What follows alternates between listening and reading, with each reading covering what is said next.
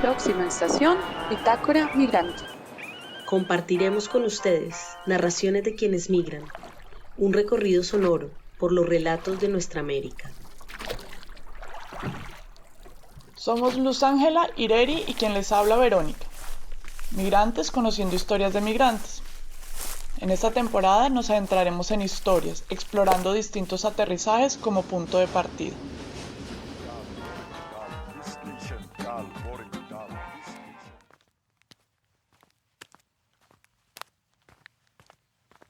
La historia que contaremos hoy es la de un hombre que caminó 16 días para volver a su país. Pero la historia de él es una de tantas, de miles de hombres, mujeres, niñas, niños, ancianos, ancianas, todos de Venezuela, que en medio de la pandemia del COVID-19 emprendieron el retorno a su país, desde Colombia, Ecuador, Perú y Chile. Unos tuvieron mejor suerte que otros. Tengan en cuenta que hubo muchas cosas en las que no pensé. Lo único que inmaduramente, ignorantemente, a mí me podía preocupar era qué tantos libros puedo llevar. Y un calzado cómodo no me inquietaba, como que, ¿qué hago ahora con todo esto? Eso sí fue como que un tijeretazo de, no me importa. Yo lo que me interesa es mañana, dormí muy poco, desayuné bien,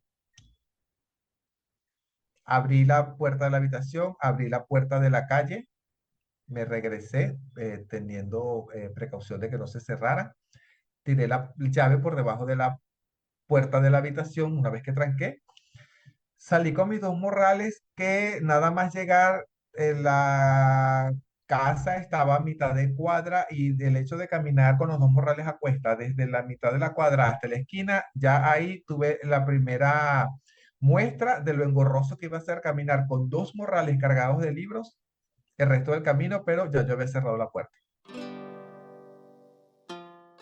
Luis Guillermo, el protagonista de nuestra historia, es un poeta venezolano, oriundo de San Juan de los Moros, un lugar de imponentes montañas que dan paso a la región llanera.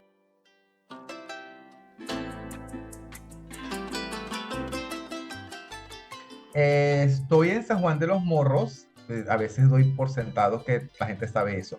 Estoy en San Juan de los Morros, que es la capital del estado Guárico, y está la forma de nuestro estado, de nuestro departamento, no sé cómo lo llaman ustedes, está en el centro de Venezuela, y si lo buscan en algún momento en un mapa se van a dar cuenta que el estado Guárico parece un corazón. Entonces yo digo que somos el corazón de Venezuela. Después de un gran apagón en el año 2019, que dejó a Venezuela sin luz durante casi una semana, Luis Guillermo decidió probar suerte en el país vecino, impulsado por unos amigos que estaban ahí, e intentando escapar de la incertidumbre e incomodidad que vivía en su país. Fue así como poco a poco consiguió una casa y conquistó una estabilidad laboral trabajando en una editorial donde le permitía saciar su mayor debilidad, los libros. Sufro de uno de esos males donde tengo 30 libros aún por leer y eso no me impide comprar 30 libros más. Pero Luis Guillermo no contaba con que llegaría una pandemia, que su trabajo se desvanecería y cambiarían sus planes y los del resto del mundo. El presidente Iván Duque anunció el cierre de todas las fronteras terrestres, marítimas y fluviales con Ecuador, Perú y Brasil. La medida se mantiene para los pasos fronterizos con Venezuela, cerrados desde el viernes pasado. La determinación se adopta luego de una reunión virtual con los miembros del Foro para el Progreso de América del Sur, PROSUR, y ante el aumento de casos de coronavirus COVID-19. A partir del cual he tomado la decisión de cerrar todas las fronteras terrestres, fluviales y las que tenemos también con Venezuela, que fueron decisiones tomadas antes. Aquí se cierra con el Perú. Poco a poco el mundo se fue cerrando, apagando, y tú veías las imágenes antes de que cruzara el charco, de aquellas ciudades asiáticas y luego europeas aquellas calles vacías, era algo impresionante que nunca habíamos visto. Pero luego hubo los primeros casos en Latinoamérica, hubo el primer caso en Colombia, y para mí mentalmente fue un pequeño salto cuántico donde todo cerró. Colombia decidió, como el resto de los países, cerrar fronteras. No hay vuelos, no hay servicio de autobuses. Las noticias y rumores sobre el retorno a Venezuela de compatriotas a pie que se escuchaban hizo que él también comenzara a imaginar esa posibilidad, de nueva cuenta, para contornar la incertidumbre económica y estar próximo a sus redes de apoyo.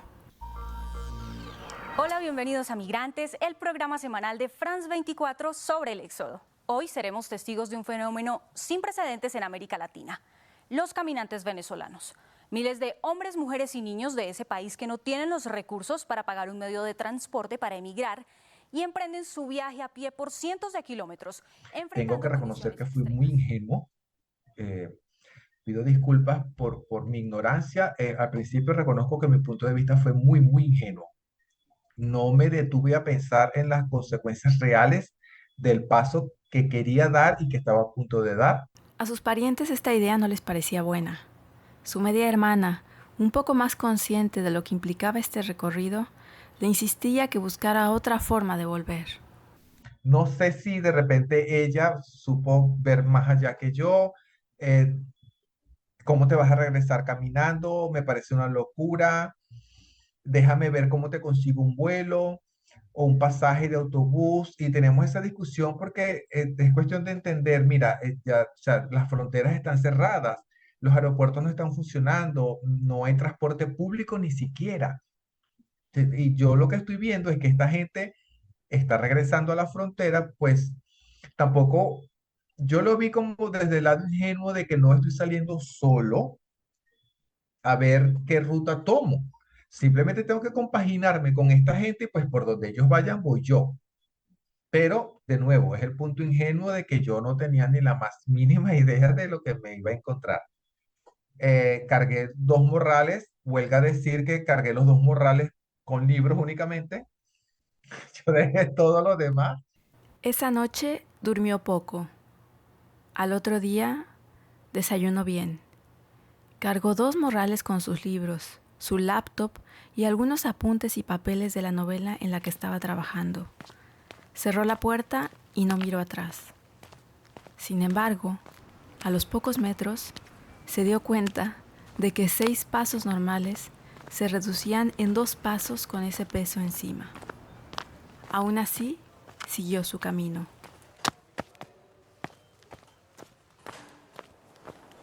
Sí reconozco que había una pequeña sensación agridulce porque una parte de mí entendía que era la última vez que yo estaba tomando ese transporte.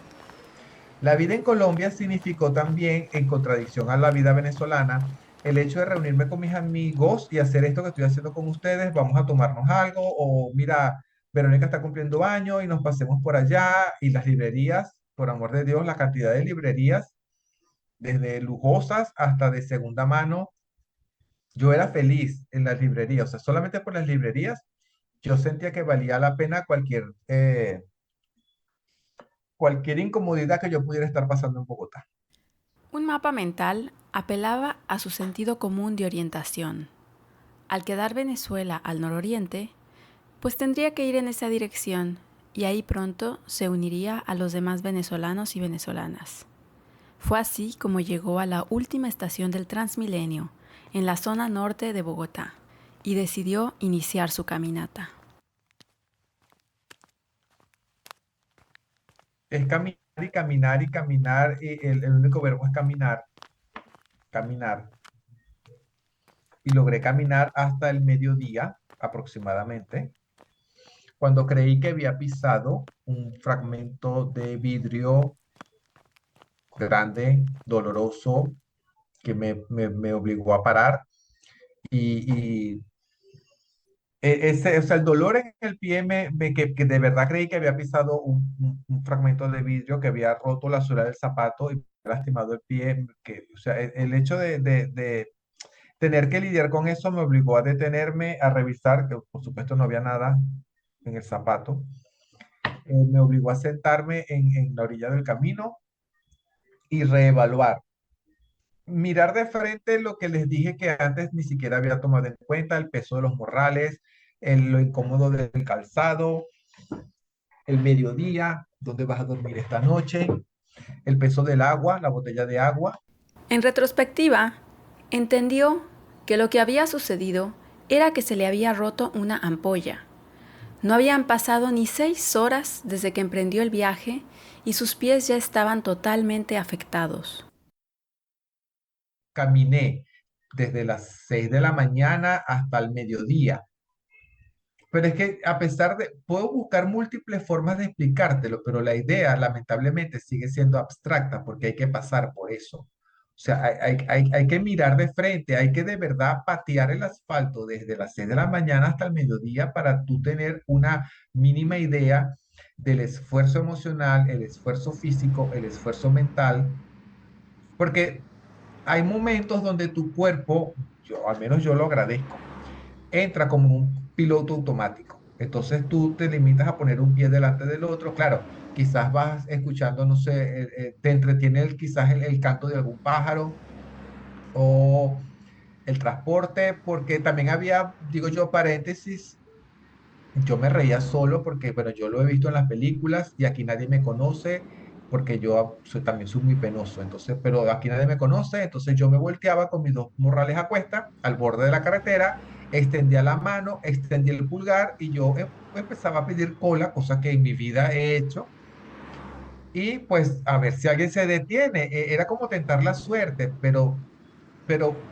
era como asimilar a pequeños bocados esta idea abstracta de la carretera que tienes por delante, porque yo tampoco tenía la más mínima idea de cuánto tiempo me iba a llevar caminar hasta la frontera. Yo solamente tenía la idea de que, bueno, hay que caminar hasta la frontera, pero yo nunca me detuve a pensar, bueno, eso serán 2 días, un mes, 15 días, no, no, no es que no, por eso digo que hubo mucha ingenuidad de mi parte al principio.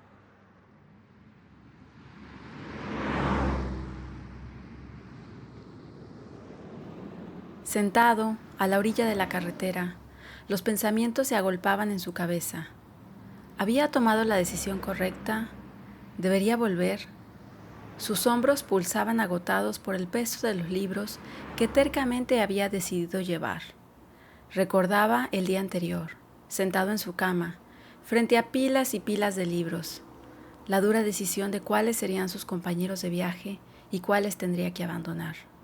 Su criterio se había basado en las ediciones que sabía que no podría conseguir en Venezuela, ediciones especiales a las que les tenía mucho cariño, y algunos títulos que sin dudarlo no dejaría atrás. De repente, algo lo hizo salir de sus divagaciones. Aproveché para fumar un cigarrillo en ese momento, muy descarado yo. Se detuvo un tipo corpulento, un negro corpulento, acompañado de un muchacho muy, muy delgado. Había un contraste muy grande entre ellos. Y el tipo corpulento se me quedó viendo, paisano. Y yo, es que el cansancio, el dolor, el agotamiento, la incertidumbre, yo tardaba mucho en reaccionar y responderle y nos reíamos después de eso, porque él pensaba que era que yo, no sé, tenía alguna deficiencia mental. Pero yo tardé en responderle y le digo que sí.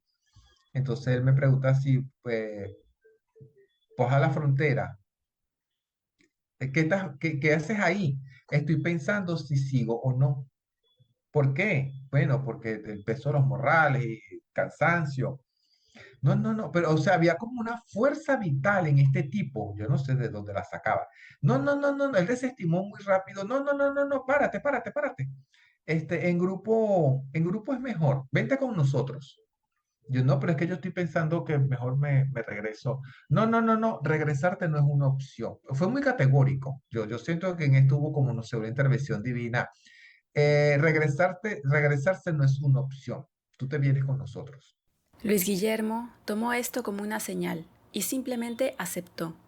Se puso de pie y siguió el camino junto a quienes se presentaron como Henry, el chico corpulento, y Juan, el más joven y delgado. Muy pronto fue evidente, ellos se dieron cuenta también como yo, que era imposible llevarles el paso.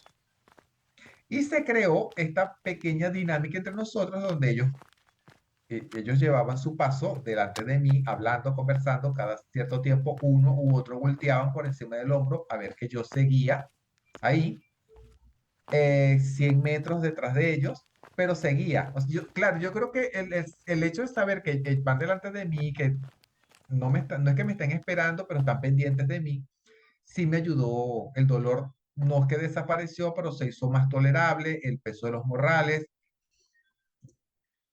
la expresión de sorpresa, de asombro, de silencio de ellos, cuando eventualmente no sé por qué paramos y yo abrí los morrales y ellos se dieron cuenta que mientras ellos llevaban comida o cosas que ellos habían comprado que eran importantes para ellos, no sé, un par de zapatos, una camisa, la mezcla entre pena o confusión de cómo le pregunto yo a este tipo que por qué tiene esos dos morrales llenos de libros, eso nos dio muchísima risa después. Ellos me acompañaron los primeros 3 o 4 días, me mantuve con ellos. Me arrearon, creo que es la palabra específica. Ellos me arrastraron. Rápidamente quedó claro que Henry era el líder del equipo. Marcaba el paso, tomaba las decisiones y buscaba la información necesaria a través de las personas con las que se iban cruzando en el camino. Antes de caer la primera de varias noches, se encontraron a un grupo de venezolanos grande. Estos estaban acampando debajo de un puente peatonal, por donde pasaba la autopista, cerca de una urbanización, donde vivió un momento de solidaridad en medio de su camino. A mí me abrumó esa primera noche, tarde-noche, a mí me abrumó, me puse a llorar la cantidad de gente que llegaba de la urbanización, que se acodaba en la baranda con platos y platos y platos de comida y agua y jugo, y aquello me abrumó. Es que yo no es que no supiera agradecer, y se paraba gente en carros a bajar termos de chocolate, pan dulce. Fue increíble, yo de verdad que disimulé, eso sí, sí disimulé mi llanto un poco, yo me aparté, me senté en la acera, porque no imaginé que tanta gente podía ser tan empática, tan amable con nosotros, sin juzgarnos, sin preguntarnos por qué están aquí, por qué quieren regresarse a Venezuela, por qué no se quedan.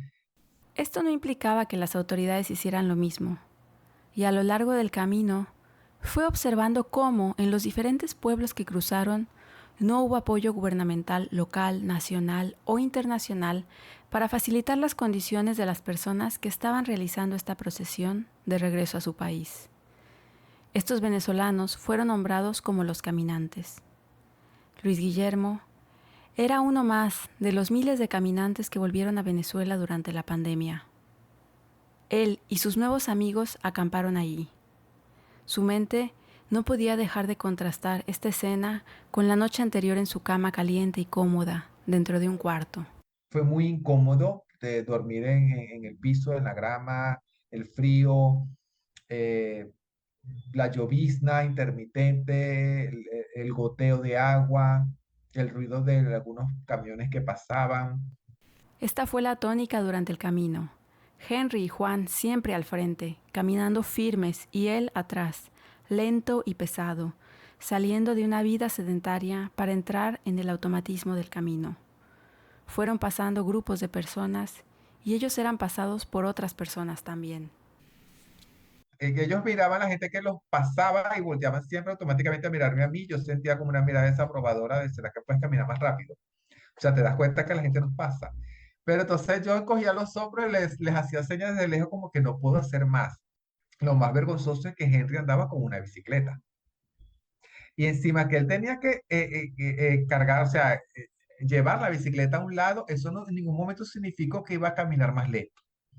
Digo esto porque en algún momento, jugando a acelerar mi paso, dame acá, dame los morrales, dale aquel morral a Juan, dame el otro a mí. Toma, lleva la bicicleta. Ustedes pueden creer que yo me volví torpe con la bicicleta y eso que yo iba caminando con la bicicleta. Entonces ella como que tenía vida propia y se iba a la derecha o a la izquierda. Y entonces poco a poco yo me iba igualito quedando atrás y Henry se agarraba la cabeza como que, o sea, lo estás haciendo adrede, es en serio. Yo creo que lo único que se nos ocurrió al final fue lleva el morral más ligero, uno pesaba menos que el otro. Y él metió el más pesado en eso tiene un nombre, en el cuadro de la bicicleta. No me pregunten cómo, maravillosamente calzó ahí y él se llevó ese morral con la bicicleta.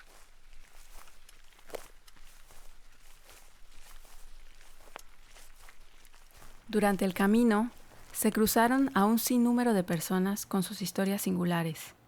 Generalmente, al momento de parar y acampar, juntaban fuerzas y hacían comidas comunitarias con lo que cada uno tuviera para aportar al banquete. En las conversaciones se intercambiaban los relatos que cada uno traía de su camino. En particular, se cruzaron con 2 chicos que se convertirían en una motivación para Luis Guillermo durante el resto del viaje. Yo sentía en ese momento como el principio de una queja, ay, llevamos ya 4 días, estoy cansado, ¿qué sentido tiene esto? Y yo no sé qué tan de verdad estamos cerca de Tunja, qué fastidio, pero esto es interno, ¿no? Yo lo pensaba. Y obviamente el general comienza a hacer sus preguntas, los muchachos se sentaron cerca de mí.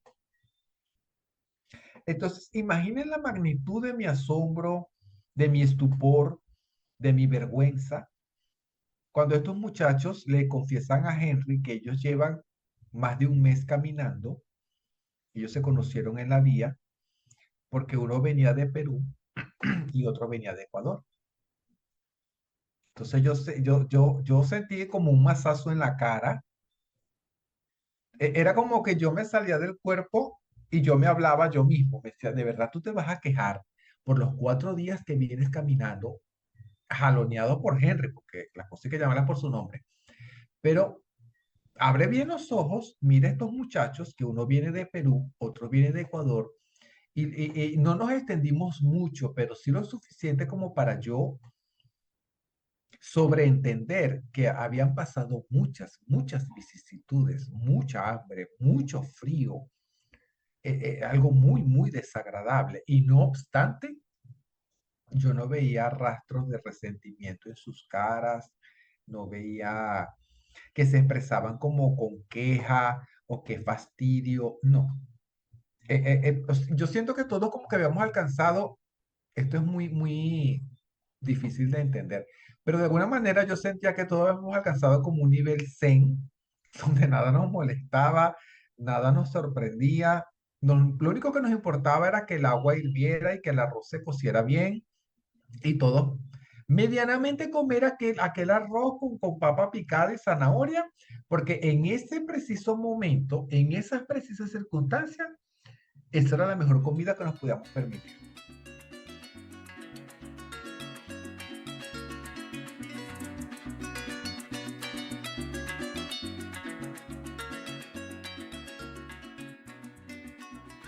El camino y sus incertidumbres, con el sentimiento de inmediatez constante que Luis Guillermo vivió al caminar, no solo estaban en resolver dónde dormirían y qué comerían día a día, sino también en las necesidades básicas de higiene. Tomar baño no era una opción y tampoco una prioridad. Entre los caminantes se toleraban los olores acumulados del cuerpo, ropas sucias, desgastadas y rotas. Era la moda más común entre ellos.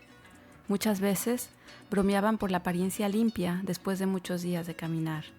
Sin embargo, un día escucharon el sonido de un río y decidieron, o mejor dicho, Henry decidió, que era una buena ocasión para refrescarse un poco y tomar un baño.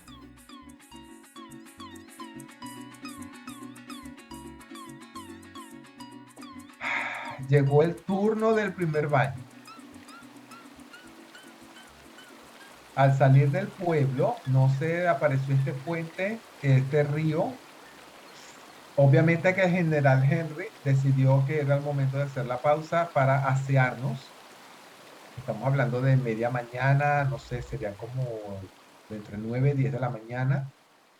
Eh, Era engorroso bajar, porque no quedaba al nivel de la carretera, o sea, había que descender un trecho. No era tan difícil, pero con la bicicleta y los morrales iba a ser engorroso. Entonces, obviamente, adivinen quién llegó de último. Entonces pero no me molestó, le dije, pero vamos a hacer una cosa sencilla, vayan ustedes, porque yo me voy a relajar, yo me voy a fumar un cigarrillo, yo cuido la bicicleta, cuido los morrales, vayan, o sea, y así yo me recupero aquí, cosa que cuando ustedes suban, ya yo estoy recuperado, estoy descansado, bajo, me lavo, me ducho y seguimos, pues, o sea, no hay ningún problema. Total que Henry en un momentico se bañó, me gritó que bajara a la mitad del camino porque él de donde él podía, o sea, ya él venía subiendo, entonces como que no puede usar, me dio su pastilla de jabón si la necesitas. Yo lo que de verdad quería era como quitarme los zapatos, quitarme el pantalón, sentir agua en el cuerpo, pero de nuevo tengan en cuenta que yo vengo de un país cálido, un país muy tórrido. Entonces, cuando yo metí el pie, era como que qué desagradable. Yo sentí que si no sentía la presión inconsciente de Henry, yo podía quedarme en el borde de este río viendo el correr del agua hasta todavía estuviera en ese borde. Porque es que para mí era muy difícil, o sea, si ya el pie, la mitad del pie me está entrando en crisis, ¿cómo me meto yo completo? Porque aparte que no era profundo, entonces tú tienes que como acuclillarte para poder echarte agua y no sé si ustedes entiendan que el simple hecho de no poder meterte completo ya es desagradable porque el frío se intensifica. Porque es que tienes que bañarte como por partes y mientras estás mojando una parte, la otra ya se está quejando del frío. Y fue la primera vez que pude revisar con calma los pies. Las ampollas eran inmensas. Yo no sé, me decía en mi cabeza que, bueno, el agua fría va a aliviar la presión. Tenía los dedos chiquitos de los pies parecían uvas, en color y en forma. Yo nunca había tenido los dedos así. Eh, Obviamente ni siquiera tomamos en cuenta la idea de cambiarnos de ropa, lavar la ropa. No, eso no estaba en el plan del general porque ya era como mucho que nos laváramos las partes íntimas y las axilas y las cabezas. Entonces, sí, pero de verdad que todo fue muy rápido, pero el agua era horriblemente fría. Pero a pesar de mi queja, no puedo negar que fue, o sea, cuando regresamos todos arriba a la carretera, la sensación de frescura que compartíamos era muy distinta a la que cuando llegamos al río, a que nos detuvimos ahí en el borde. Cuando logramos subir otra vez, no sé, como que era una sonrisa de somos otros, pero teníamos la misma ropa sucia, el mismo dolor, pero nos sentíamos que somos otros. La narración de Luis Guillermo nos transporta a un corredor interminable y agotador. Las imágenes van cruzando nuestra mente, poniéndole cara a las personas que él va conociendo y nos hace sumergir en sus vivencias. Muchas de estas personas pasaron sin dejar marca, otras fueron acompañantes por cortos y largos tramos. Una repentina separación dejó una huella imborrable en este relato. Me dolió, hubo una mezcla de dolor e impresión cuando perdimos a Juan. Fue algo, era un trecho de ascenso, lo cual equivalía a que yo me iba a retrasar más, porque vamos en ascenso. Eh, Henry tenía ya rato con la cuestión de que sí habíamos visto de repente, no con mucha asiduidad, pero sí habíamos visto que pasaban grandes camiones, no sé cómo los llaman ustedes, pero camiones de carga, que en la batea de donde se supone que va el material o lo que sea que transportan, llevaban gente. ¿Cómo se montaba esa gente ahí? Yo no lo sabía, pero ellos como que les daban ese empujón, ese aventón. Entonces Henry llevaba ya rato con la gotica, hay que coger un aventón, hay que buscar que alguna gandola nos dé el aventón, y no estaba tan desencaminado porque de verdad en ascenso las gandolas reducían la velocidad. A todas estas se filtró la idea en mi cabeza descarada de que no es que le vamos a preguntar al chofer si nos puede llevar. Es que hay que pegar la carrera y treparse en ese camión mientras se está rodando y entonces había como un choque en mi cabeza entre lo que se supone que debíamos hacer y lo que yo sabía que mi cuerpo podía hacer. Entonces, ok, sí, como tú digas, obviamente Juan y él iban delante en ese trecho y yo había bajado la cabeza, un ejercicio que hice muchas veces, ver la punta de mis zapatos. Concéntrate en la punta del zapato. O sea, si levanto la mirada, veo la puesta y me voy a desmoralizar. Entonces, si yo me concentro en mis zapatos, no estoy viendo el ascenso como tal y puedo caminar mejor. Y concentrándome en la punta de los zapatos, lo que escuchaba era como no sé si llamarlo el eco. No murmullo porque no estaban tan lejos, pero no, era como algo vago. Guillermo, Guillermo. Lo que me obligó a levantar la cabeza y ver, o sea, todo fue simultáneo, darme cuenta que esa gandola, que en algún momento tiene que haber pasado por el lado, sí había reducido la velocidad. Que Juan estaba, aquella figura flaca, delgada, desmañada, estaba moviendo brazos y piernas lo más rápido que podía para alcanzar la batea y Henry con la bicicleta en la mano se había parado y me estaba haciendo unas señas alarmantes de que tenía que, yo sentía que los gestos de él, me decían, yo no sé de dónde carajo vas a sacar fuerza, pero tú tienes que llegar aquí antes de que yo cuente tres.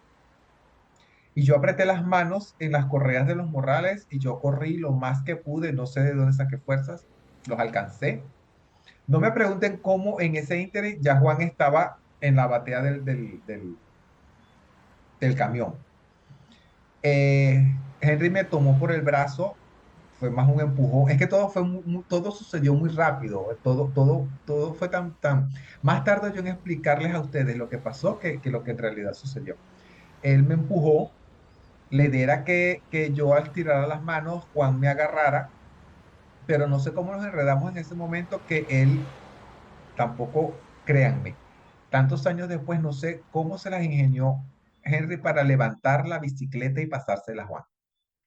Y recuerdo en mi cabeza que Juan agarró la bicicleta, trastabilló. El trastabilleo de Juan coincidió con mi supuesta subida, porque es que los morrales pesaban.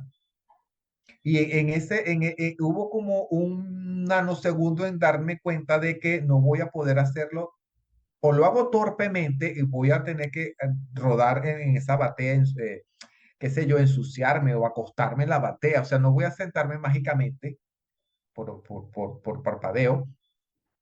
Y al mismo tiempo que yo pensaba esto, me estoy dando cuenta que Juan está trastabillando por el desequilibrio, el movimiento del camión, la inclinación y el peso de la bicicleta, por la razón que sea, pues lo debilitó.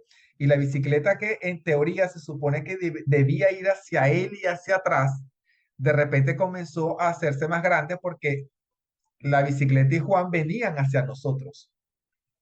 Entonces yo, como pude, me volteé a gritarle a Henry.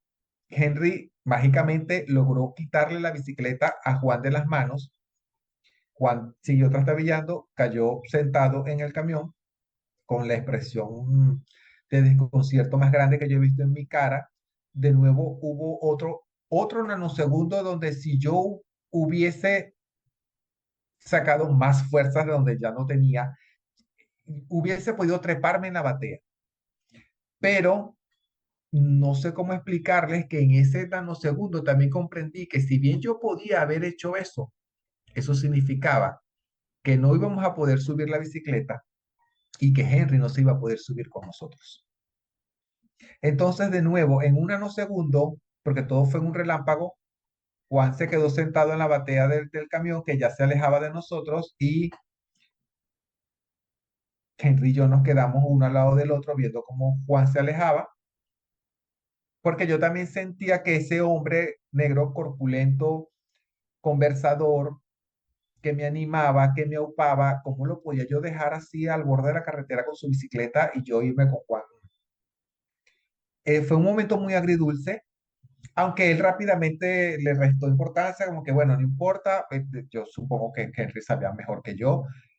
Suerte que tiene Juan, no va a caminar un rato, ese seguro antes del viaje se tiene que bajar, porque los viajes no se podían atravesar los camiones con gente atrás. A ese antes del viaje lo bajan o se baja, eso lo vemos dentro de un rato. Yo no estaba al cabo de saber en ese momento que yo no iba a volver a ver a Juan. Es que de nuevo, o sea, me valgo de la palabra inmediatez porque yo, con todo y que Henry lo estaba comentando, yo no me detuve a pensar, bueno, Juan, ajá, lo vamos a ver más adelante. No, o sea, mi cabeza era, qué pena con Henry, porque si yo hubiese sido un poco más ágil, si no hubiese venido tan atrás, quizás hubiésemos podido subir, no sé, era pena. Pero Henry en ningún momento se mostró desagradable o resentido. Ay, no, hombre, Guillermo, tranquilo. Ay, dentro de un ratico agarramos otra cola y alcanzamos a Juan. Tú vas a ver.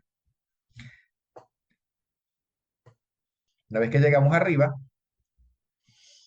Henry, porque la muchacha embarazada de la noche anterior nos había, bueno, a él, yo me di cuenta luego, una bolsa negra de plástico full de comida que se le había regalado para que, o sea, compartiera con nosotros, porque es que de verdad ellos tenían mucha comida de la que les estaban regalando los vecinos. Entonces, cuando llegamos al tope, arriba, estaba lloviznando y Juan, Henry se bajó, se acomodó la bicicleta, yo intuí que él se iba a montar en la bicicleta. Entonces yo lo tomé como que, bueno, Henry le va a dar delante, no sé, porque que no estará cansado de caminar o de andar cargando conmigo, y yo no voy a protestar, pues que si él quiere le dé un rato delante y más adelante nos vemos, no sé. Pero él se acomodó en la bicicleta. Es que a mí siempre me fascinaba la facilidad que tenía Henry el poder de decisión. Quítate el morral, ponlo aquí, agarra la bolsa, siéntate aquí en el tubo entre el manubrio y el asiento. Y yo, como un tonto, lo que hacía era a sentir, o sea, el cansancio, claro, el agotamiento, la sorpresa de que Juan se nos había perdido de golpe. O sea, yo vine a reaccionar cuando él apretó las piernas y me apretó a mí, y eso me hizo crear como un pequeño calambre en mi pierna. Y fue en ese momento en que yo caí en la cuenta de, Henry, ¿qué vas a hacer? Me dijo, vamos a aprovechar que Juan no está y vamos los dos en la bicicleta porque vamos ahora en bajada. Pero ustedes no tienen idea del trauma que eso me creó por el pavimento húmedo, el peso porque vamos los dos en la bicicleta, la torpeza porque obviamente conmigo en el medio Henry no puede maniobrar ni manejar con la misma destreza que si fuese solo. La bolsa de comida, los dos morrales, el morral de él, agáchate, pon la cabeza a la derecha, no muevas los brazos porque tengo que el manubrio, no muevas las piernas porque pues mis piernas son largas, entonces puedes rozar el asfalto. O sea, era como una serie de instrucciones que me creaban más pánico mental y yo sentía que en cualquier momento él iba a perder el control de la bicicleta, que habíamos adquirido mucha velocidad porque íbamos en bajada, íbamos a rodar, quién sabe por dónde, yo me iba a partir una pierna o un brazo, iba a ser peor aquella odisea que hasta ese momento parecía agradable a pesar del cansancio. Y mientras duró esa bajada, yo creo que fue una de las pocas veces en que me sentí desgraciado porque en mi cabeza catastrófica se imaginaba que íbamos a terminar en la cuneta, sangre, hierro, aluminio, pedazos de comida. Afortunadamente... Y los libros regados alrededor.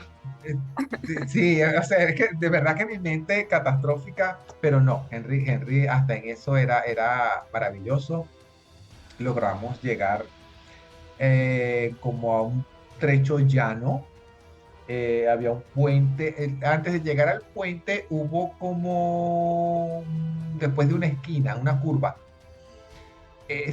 Miren, de verdad que la imagen más cinematográfica que yo he visto en mi vida, era como en 3D, pero yo sabía que era real, o sea, lo tengo frente a mí porque de la curva salimos a un paisaje totalmente amplio, era algo era algo increíblemente amplio.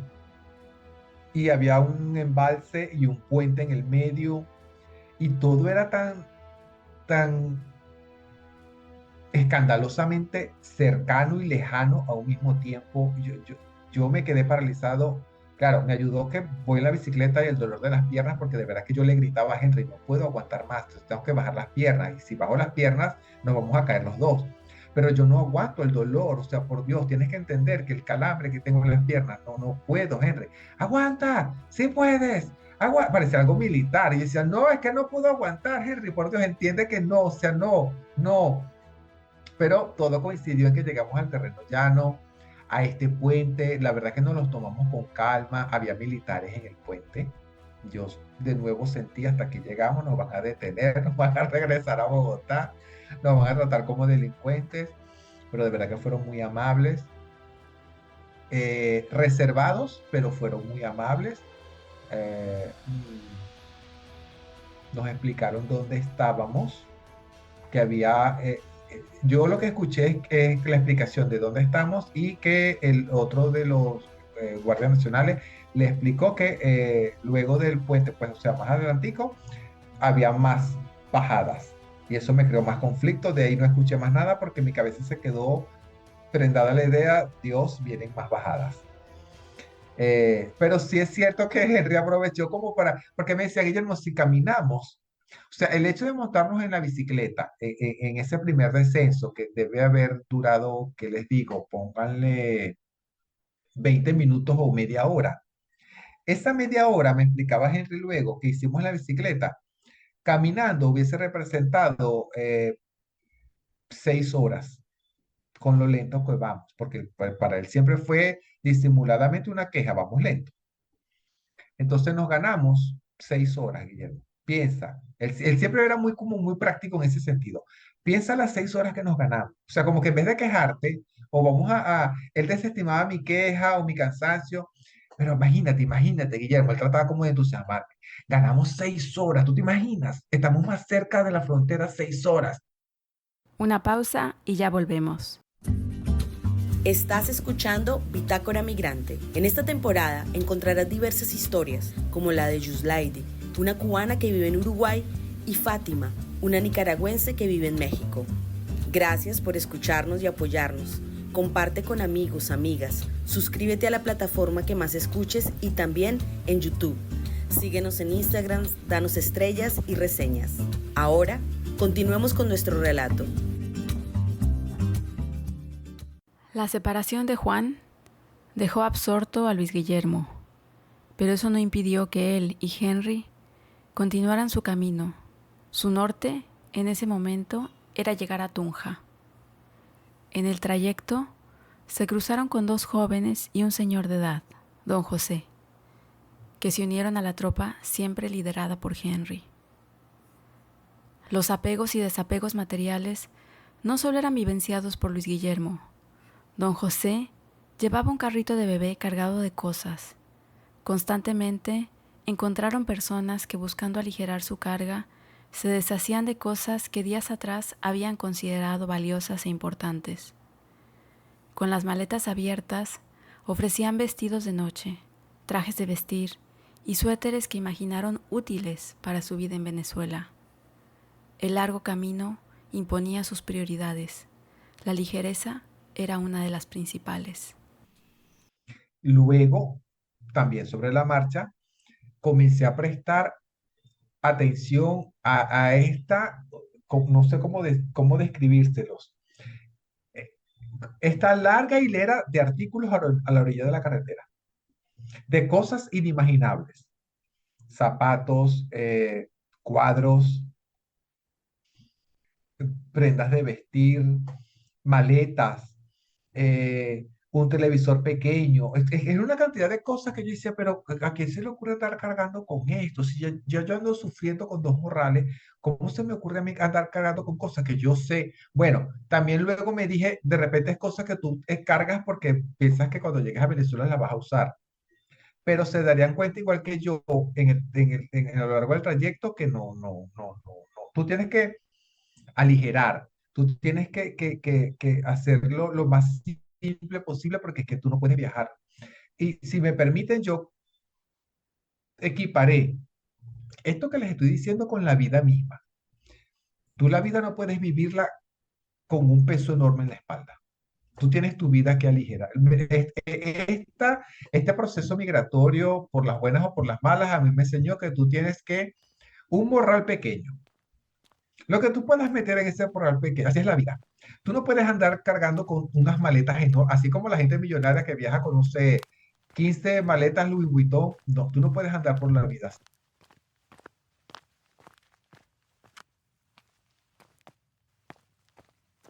Llegaron a Tunja, capital del departamento de Boyacá, una ciudad situada sobre la cordillera oriental de los Andes. Era el cuarto día de caminata. 115 kilómetros atrás había quedado Bogotá.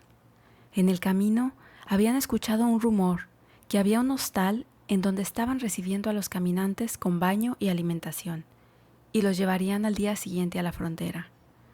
Rápidamente, descubrieron que este rumor era tan falso como otros que atravesaron su camino. Por el contrario, encontraron una plaza llena de venezolanos acampando, que en palabras de Luis Guillermo parecía un bazar persa. Ahí se decía que al día siguiente saldrían unos carros dispuestos por el gobierno que los llevarían a la frontera, lo que le dio a Luis Guillermo y a varios del grupo una sensación de alivio. Luis dispuso sus cartones para dormir y pudo revisar por primera vez sus pies con calma para intentar hacer una curación. Aproveché para curarme la segunda vez, digo, porque pues reuní los adminículos que pude, agua oxigenada. Yo no me pregunté por qué cargaba una tijera pequeña en uno de los morrales. Le pedí a uno de los chicos gay que me ayudara en el sentido o sea, hay cosas que yo no puedo hacer porque tú, si te sientas aquí conmigo, por posición, tú tienes como, puedes maniobrar mejor que yo, porque me voy a sentir torpe, porque no sé con qué me voy a encontrar. Entonces, por ejemplo, cuando le dije, mira, al quitarme la media, que me lavé, eh, la piel del dedo pequeño del pie izquierdo y el de al lado era un blindajo de carne. Era como, es que no tengo otra manera de describirlo. O sea, estaba todo eso en piel viva, no había, ya no tenía uñas y eso era carne que colgaba. Entonces, con la mayor sangre fría, no me pregunten de dónde la saqué, le expliqué a él, tipo médico, necesito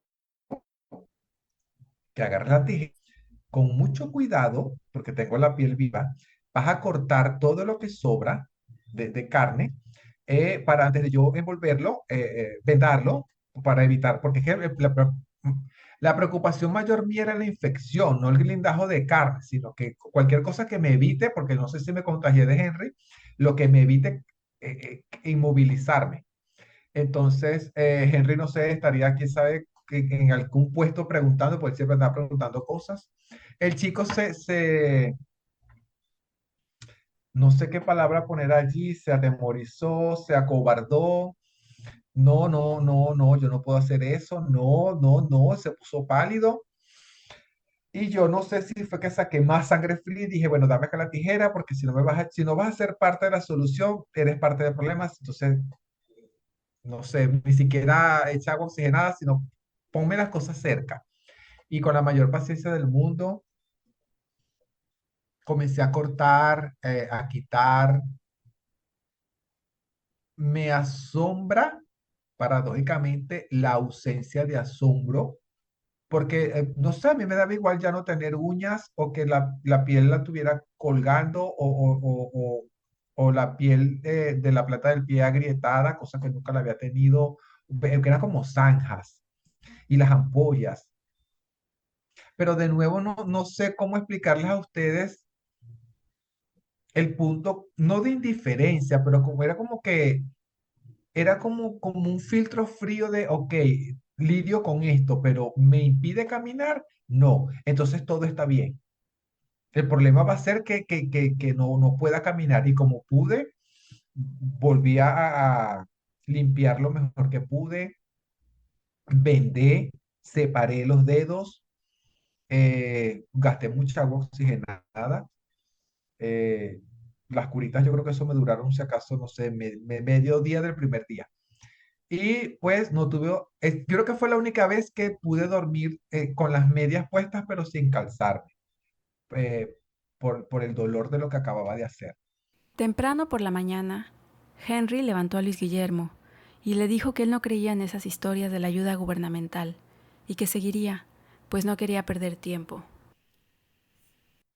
Yo, Henry, mira dónde estamos, o sea, logramos llegar a Tunja. Lo que nos prometimos lo hicimos. Ve también cómo estamos todos cansados, agotados, maltrechos, desgreñados. Danos la oportunidad, por lo menos esta mañana, yo no digo que nos quedemos aquí, pero vamos a llevar esto hasta el final, de a ver qué nos dicen en la mañana, si viene alguien. Había una patrulla de policías allí. No, no sé por qué la intuición él le decía que no. Y logré pararlo, amaneció, yo creo que, no sé, 7:30, no más de las 7:30, 8 de la mañana. Eso fue como que ya no aguantó más, me abrazó, me dijo, Guillermo, espero que llegues bien a la frontera, eh, no puedo esperar más, yo tengo que seguir. Yo quiero creer que tú lo entiendes. Eh, Había mucho, yo sé si todavía de estupor en mí porque yo sentí que no reaccionaba. Sí, Henry, sí lo entiendo. eh, Hay que hacer lo que hay que hacer. Tú sientes, tú crees que ayuda no va a venir. Yo quiero creer que sí. Me volvió a abrazar y me dijo, espero que todo salga de la mejor manera, Guillermo. Yo me voy. Fue así como se despidieron. La intensidad de los pocos días que pasaron juntos hicieron que Henry se quedara para siempre en la mente de Luis Guillermo. Se volvió la voz en su cabeza que lo alentaría constantemente para seguir adelante. Poco antes del mediodía, se creó el rumor, se comenzó a correr la voz, perdón, de que los policías lo que querían, las órdenes que tenían era de desalojarnos, no de ayudarnos, porque no podían tener venezolanos allí acampando. Y eran las órdenes que tenían. Ellos no podían decir si nos iban a dar un transporte, si nos iban a ayudar. Ellos lo único que les interesaba era que, recuerdo que dos de los policías ya hacia el final fueron muy, la palabra que me llega es categórico, pero no es categórico. No puedo decir groseros tampoco, pero fueron muy, ay, ¿cómo les explico? Ellos no les importaba si estábamos heridos, si estábamos cansados, o sea, no, mira, lo que nos interesa es que, vamos, recojan rápido, se tienen que ir, recojan. Y es incómodo. Y fue para mí doblemente incómodo porque fue en ese momento comprender, Henry tenía razón, primero. Y luego, ¿dónde carajos estará Henry? ¿Cómo alcanzo yo a Henry? Sabiendo que si ya caminando con Henry no podía llevarle el paso, solo en la bicicleta, quién sabe dónde estará. Así que Luis Guillermo siguió su camino, junto con don José y uno de los jóvenes, puesto que el otro se había ido con Henry. Pasaron caseríos y pueblos, dormían donde el camino les presentara la oportunidad, puentes, casas abandonadas, porches. Compartían con personas que habían visto atrás y que volvieron a ver más al frente. En algún punto se separó de don José y el otro chico, y su nueva compañera se volvió una chica llamada Mariani. Mariani tenía una lesión en el pie, y esto hacía que su paso fuera más lento de lo normal, incluso más lento que el de Luis. Al 7º día llegaron a Barbosa. Barbosa me encantó porque fue el borde entre el frío y el calor. Y Barbosa fue la primera noche donde yo pude dormir sin la bendita cobija roja. Fue como que, ay, ¿cómo les explico? Pasar de Suecia a Egipto. Porque esa emoción positiva inicial Luego al siguiente día y al otro, ay, tú no tienes idea del sofoco, Dios. Y sin poder quitarme el suéter, que era como un suéter con capucha, sin poder quitarme el suéter ni la capucha, porque es que se me estancochaba la cabeza y la cara. Entonces, a juro tenía que usar la capucha para tratar de protegerme pero un sol, no tienen idea, así como me puedo quejar del frío de los primeros días, el, fue como que el sol se desquitaba, como que, ajá, ahora no querías sol, no querías calor, bueno, ven. Al salir de este pueblito, a Mariana y Luis Guillermo se les presentó una oportunidad de oro. Una camioneta les dio el chance de subirse con calma en la parte de atrás y de esta forma descansar en un gran tramo del viaje. O sea, dio chance de que corriéramos, nos subiéramos con calma, sea lo que sea que haya estado llevando el camión, ya lo había dejado, pero todo lo que es la batea, eso estaba sucio, sucio, sucio, había mucha piedra, mucha tierra, mucho polvo. Eh, Fue en ese momento un lujo, había más gente subida en el camión. Para mí fue un lujo saber que podía sentarme, que no tenía que caminar, pues porque siempre era como que el agotamiento de la caminata. Entonces, ya, ok, podemos ganar tiempo, podemos ganar terreno aquí subidos.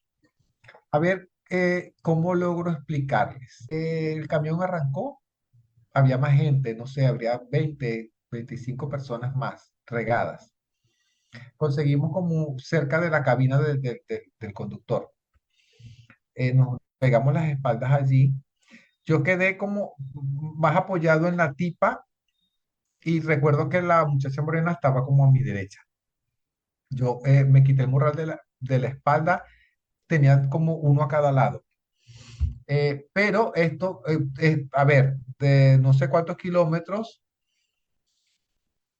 pasamos a Don José, a los demás. Les pasamos por un lado, que la expresión de sus rostros de sorpresa fue grande al ver que nosotros hemos ido cola y ellos no, o que si nos hubiésemos mantenido juntos, quizás, eh, quién sabe, todos esos y si hubiésemos. El punto es que mucho, mucho más adelante yo me había quitado los lentes, que yo no sé, milagrosamente llegaron conmigo a Venezuela. Viendo la gente pasar, Luis Guillermo miraba hacia atrás en su camino. Todas las personas que se habían cruzado, tantas historias, tantas vidas que se quedaban como un recuerdo silencioso en su mente. Voces que no volvería a escuchar, personas de las que nunca más sabría nada, ni lo que les depararía el destino. Particularmente, recordó un momento difícil, un par de días antes. Se había cruzado con un chico que recién había tenido un accidente. Nos conseguimos a este chico en la entrada, era como una entrada de tierra a una casa, cerca de una curva, muy, muy, muy, muy mal herido, muy, muy maltrecho. Tenía una herida en la espalda espantosa.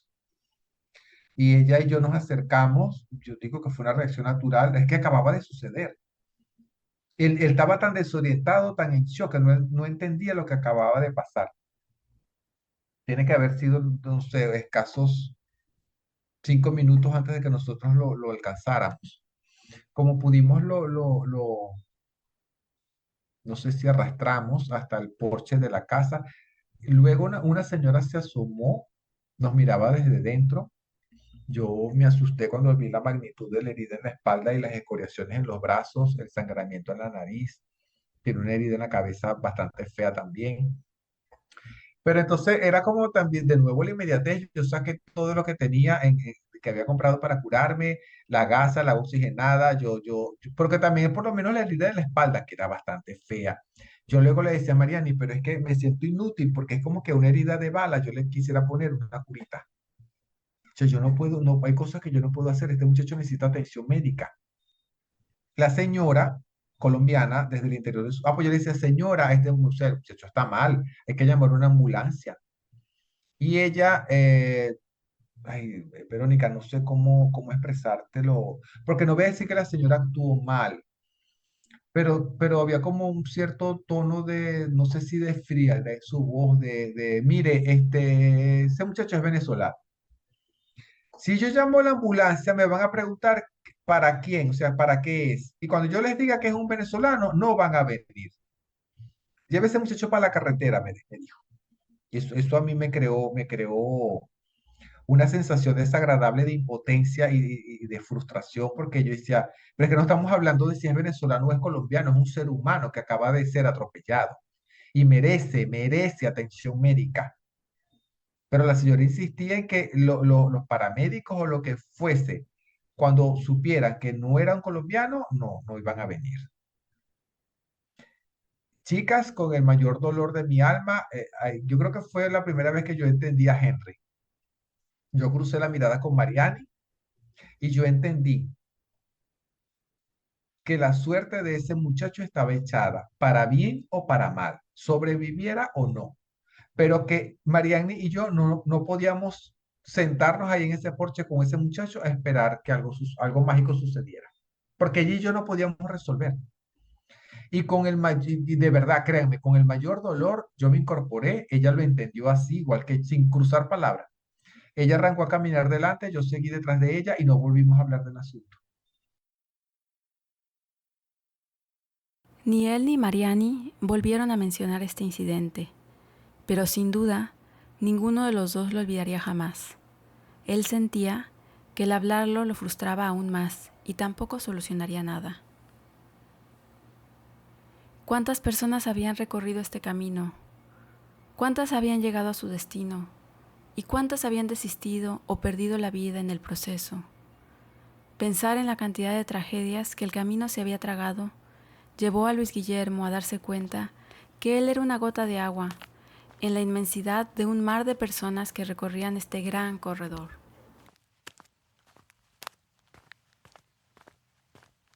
Me cuesta describirles el río de gente a la orilla de la carretera, pero no es que había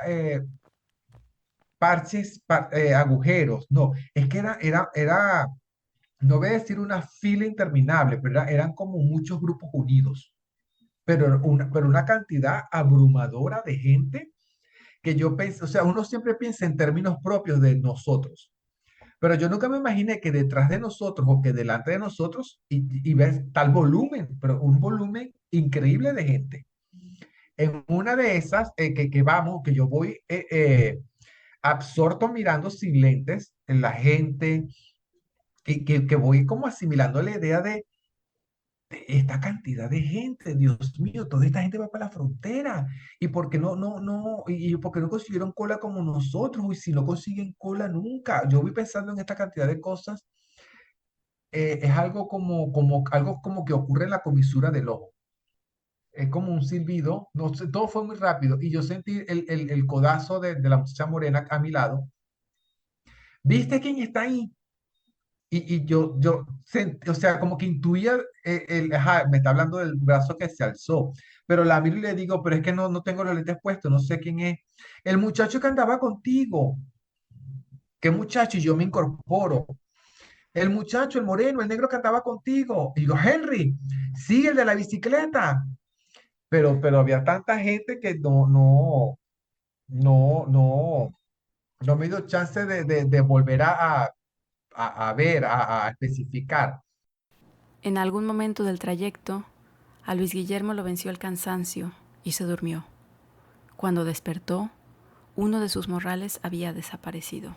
Yo me quedé dormido porque estaba agotado, me sentía seguro en el camión.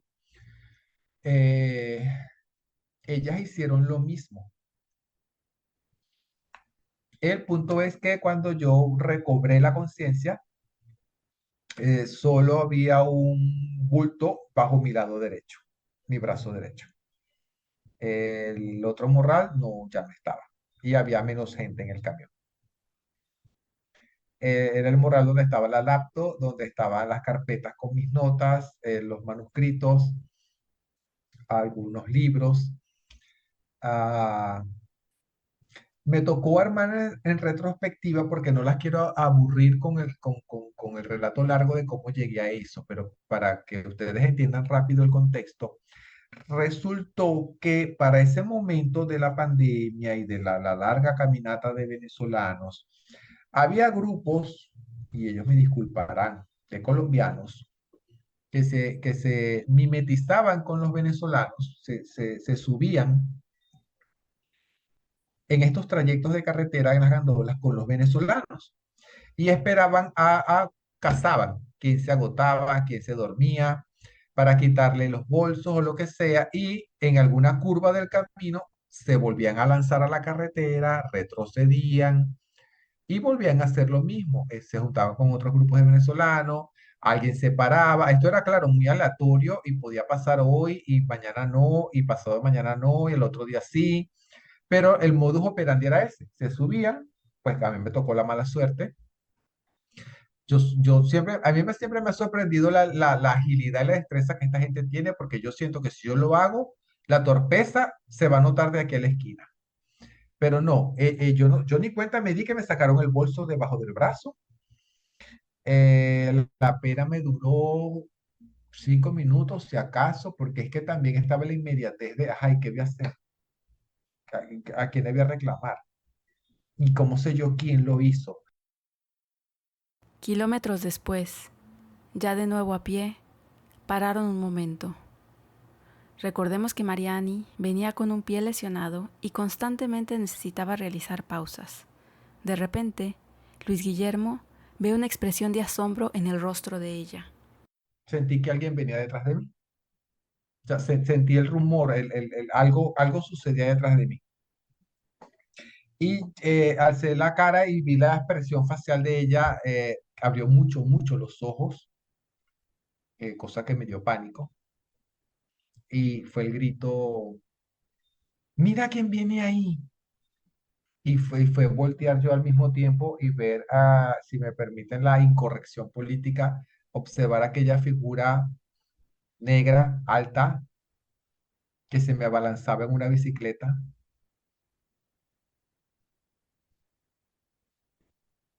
Y todavía tanto tiempo después siento ganas de llorar. Porque era Henry. Y Henry era del oriente del país, que tiene como que sus costumbres, sus ideas. Digo esto es porque no sé de dónde sacó una pomada. Él se apropió inmediatamente de Mariani, comenzó a frotarle el tobillo, le dio como un masaje en los dos tobillos. Nos abrazamos, nos reímos. Sí, sí verificamos que era él el que había estado el brazo. Me dijo, Guillermo, cuando te vi, me emocioné mucho porque pensé que te había dejado atrás y resulta que era como una señal de que ahí vas en la vía también y me sentí orgulloso de ti. Pero Henry venía con una pareja de adultos mayores en bicicleta y tenía el compromiso de seguir junto a ellos. Le explicó a Luis Guillermo que el siguiente pueblo se llamaba Pescadero y después de este debían llegar a Bucaramanga. En esta ciudad estaba saliendo transporte para cruzar el páramo. También le dijo que intentaría esperarlo allá. Le deseó mucha suerte. Se abrazaron y se despidieron por segunda vez. Y spoiler alert, fue la última vez que Luis Guillermo vería a Henry, su ángel de la guardia, en el camino.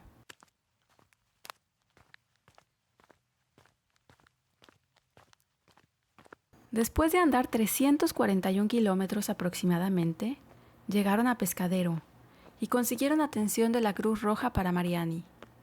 Pasaron la noche ahí y al día siguiente le ofrecieron a ella un aventón para Bucaramanga. Así que se despidieron y Luis Guillermo siguió el camino a pie junto a sus nuevos compañeros, una familia con un chico pequeño y otro joven con 4 maletas al hombro. Durante el camino, ni Luis Guillermo ni los otros caminantes recibieron la ayuda necesaria del Estado colombiano o venezolano, tampoco de funcionarios de alguna institución internacional, por fuera de la Cruz Roja. Dejar volver a los migrantes, sin ayuda, sin trabas, en un contexto en el que premiaba el aislamiento para la mayoría de las personas, era una de las formas de deshacerse de ellos, de no crear políticas ni medidas de atención. Generalmente, la migración es pensada como un problema para los países por los que transitan y a los que llegan los migrantes.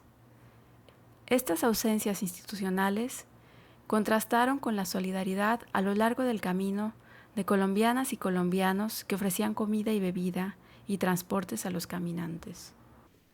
Y eso reconozco que me frustró un poco. Fue algo, no lo comprendí de inmediato, eso me llevó un tiempo, pero fue desagradable descubrir porque yo sentía ingenuamente en ese momento que estaba la pandemia en su apogeo, que como humanidad estamos todos en un mismo bote. Entonces, vamos a tratar de ayudarnos todos porque tenemos que remar en la misma dirección. Pero si resulta que ahora es como que cada quien por su cuenta y sálvese quien pueda, ahí sí estamos mal. Eso es, bueno, irónicamente, eso me ayudó a que tratara de llegar a la frontera más rápido porque ya yo sabía que no contaba con nadie, pues no. En Bucaramanga, Luis Guillermo se reencontró con Mariani, que estaba siendo atendida en una carpa de la Cruz Roja, y al ver que estaba en buenas manos, siguió adelante con su meta, conseguir transporte para atravesar el páramo, un tramo hostil debido a la altura y el frío. Luis Guillermo logró sumarse a un bus que llevaría a cada caminante por 20,000 pesos, aproximadamente $50. Con este pago, él llegaría al fin de su presupuesto, pero había logrado, después de 16 días y 15 noches, llegar a la frontera con Venezuela. El frío era intenso, muy intenso, más de lo que yo había sentido antes. Y eso me evitó calcular el tiempo y el movimiento del camión, la curva. No sé cuánto, sé que fue bastante, pero no sé cuánto tiempo lo hicimos montados en el camión, pero yo saqué la equivalencia. Si todo este tiempo montados en el camión me sentí mal, caminando, si me hubiese tocado hacer esta travesía caminando, yo me quedo aquí paralizado del frío, de la incomodidad, porque o sea, te agradecí la posibilidad de montarme en el camión porque a pie, ahora entendí por qué desaconsejan hacerlo a pie porque no. El punto es que antes de llegar a Cúcuta, en un viaje, yo nunca entendí. El camión se detuvo, vino la policía, nos bajaron como que estamos en la frontera entre México y Estados Unidos, pero curiosamente ni nos preguntaron, ni pasaporte, nada. O sea, era como que verificar que bajaran a todo el mundo del camión y llevarse al chofer para interrogarlo en el viaje.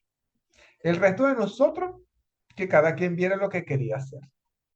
Finalmente, llegó a la frontera, pero el puente Simón Bolívar, que une Venezuela con Colombia, estaba cerrado, por lo que tuvo que atravesar por Trocha, uno de esos caminos controlados por bandas locales y grupos paraestatales. Esa mañana, perdón, en Cúcuta, antes de ver el puente Simón Bolívar cerrado y saber que nos tocaba era por la Trocha, ese amanecer, justo antes de llegar a Cúcuta, que de alguna manera yo intuía que era como el amanecer, el último, y en mi cabeza contando, este es el día 16. O sea, este es el 16º amanecer que me toca ver y sé que es el último en el sentido de que ya llegué por lo menos a la frontera. O sea, ya no tengo más camino así por delante de días. Fue algo muy agridulce compartir un vasito de esos chiquitos de café que logramos comprar entre 6, ese sorbo de café, ese amanecer en saber que había las montañas al otro lado y saber que esas montañas eran venezolanas, no colombianas, y que de alguna forma estaba como un paso y al mismo tiempo de esa certeza de que estoy a un paso y de que voy a cruzar y creo que puedo decir ya llegué, al mismo tiempo es lo de nuevo abrumador. Charlamos remotamente con Luis Guillermo durante casi 5 horas. Él estaba en San Juan de los Moros. A pesar del tiempo compartido, quedaron muchas cosas por conversar y reflexiones que aún transitan nuestra mente, siendo este capítulo un brevísimo resumen de su experiencia. Han pasado muchas cosas desde que volvió a su país. Escribió una crónica llamada Yo regresé a Venezuela caminando, publicada por la importante revista venezolana Pro Da Vinci, y posteriormente ganó el Premio a la Excelencia Periodística 2021 en la categoría Crónica Oliver F. Clark, otorgado por la Sociedad Interamericana de Prensa. Desde entonces, su voz ha resonado en entrevistas de radio y televisión. Su libro, Los Caminantes, será publicado en breve, en el 2024 y está inspirado en la historia de su trayecto, que es la de muchos otros tantos que desde Perú, Chile, Ecuador y Colombia volvían a Venezuela en medio de un momento de precariedad absoluta y aislamiento, en el contexto de la pandemia del COVID-19, que golpeó fuertemente a quienes habían recorrido la región buscando un futuro mejor y que regresaban a pie a Venezuela. Todas estas voces que no pueden expresarse, yo me siento con la responsabilidad de intentar al menos expresar una parte, porque es que siempre va a ser una parte, porque yo puedo estar con ustedes 8 horas hablando y jamás voy a relatarles por completo la intensidad ni la complejidad de lo que de una u otra manera la mayoría de todos pasamos en esa carretera. Habría que hacer un análisis muy profundo y de nuevo yo siento que la inmediatez, ya no tanto de la carretera, sino de lo que vivimos todos en el día a día, nos sobrepasa. Pero el tema migratorio es muy importante. Pero ojalá mucha gente prestara más atención a lo que está ocurriendo más allá de sus burbujas de confort, porque es un tema delicado y es un tema muy, muy complejo, muy complejo. Aunque muchos migrantes volvieron caminando a su país en medio de la pandemia, más de 7 millones de venezolanas y venezolanos se encuentran fuera de este, y muchos de los que regresaron ya volvieron a salir. Ahora caminan por la peligrosa selva del Darién, entre Colombia y Panamá, y caminan por Centroamérica y México, con la intención de llegar a los Estados Unidos. Han sido violentadas y violentados en el camino, y muchos han muerto o desaparecido. Otros tantos permanecen en la región, y entre la informalidad laboral y la precariedad intentan salir adelante, por ellos y sus familias, que se reconfiguran a cada paso que dan. Caminar se volvió una forma de resistir y existir para tantas personas que buscan una vida mejor. Personas de Venezuela, Cuba, El Salvador, Honduras, Nicaragua, Haití, Guatemala, Ecuador, Angola, Senegal, entre otros tantos, recorren las geografías de América Latina. Pero no hagamos una apología del caminar. Si las personas caminan por la región, es porque la vida se ha vuelto cada vez más precaria, porque les es negado el derecho a moverse por ciertos territorios, y porque hacer circular a las personas de esta forma es un negocio para muchos actores. Aún así, los migrantes en cada paso que dan producen los lugares que transitan y convierten las fronteras y sus políticas de visado en trochas y lugares porosos que quizá les permitan llegar a un mejor destino.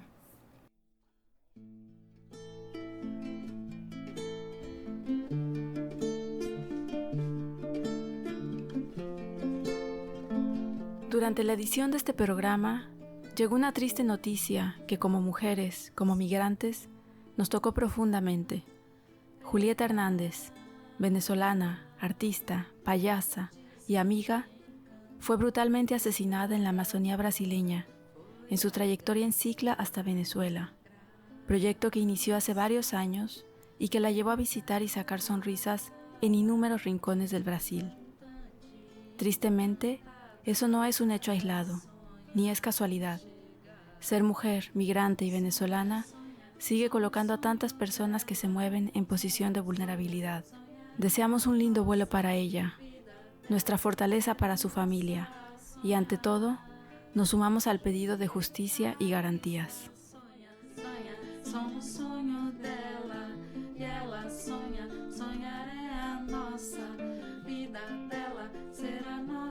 Bitácora Migrante es un podcast independiente.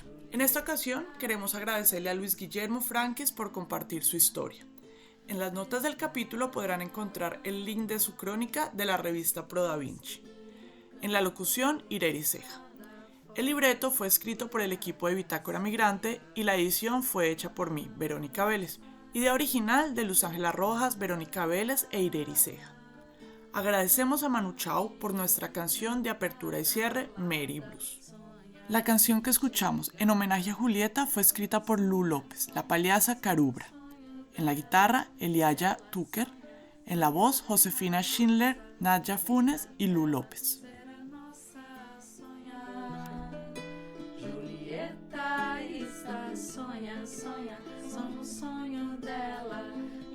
Este es el último capítulo de nuestra primera temporada. Esperamos sinceramente que hayan disfrutado de las historias que hemos contado hasta acá. Todas son un llamado a la reflexión sobre las diferentes realidades que los migrantes latinoamericanos recorren en sus trayectos. Nuestro deseo es seguir dándole voz a los y las migrantes que con su fortaleza nos llenan de fuerza y aprendizajes. Agradecemos a todas las personas que han apoyado nuestro proyecto de diferentes formas, que nos dan su opinión y sugerencias para hacerlo cada vez mejor. A Sara Vélez por su asesoría en el diseño de redes, a Francisco Santana por ser nuestro corresponsal en Estados Unidos, y a todos los entrevistados y entrevistadas que hicieron posible esta primera temporada. También queremos agradecer al equipo del podcast Radio Nacional y a RCTV Colombia por el taller Al Oído, que inspiró este proyecto. Y a todos aquellos que comparten nuestros capítulos, siguen nuestras redes y nos apoyan de formas sutiles, les mandamos un fuerte abrazo. Nos escucharemos la próxima temporada con historias vibrantes y poderosas. Sigan compartiendo los capítulos con sus conocidos y no se olviden que nos pueden encontrar en podcastbitácora.migrante en Instagram y Facebook. Gracias por escucharnos. Hasta la próxima.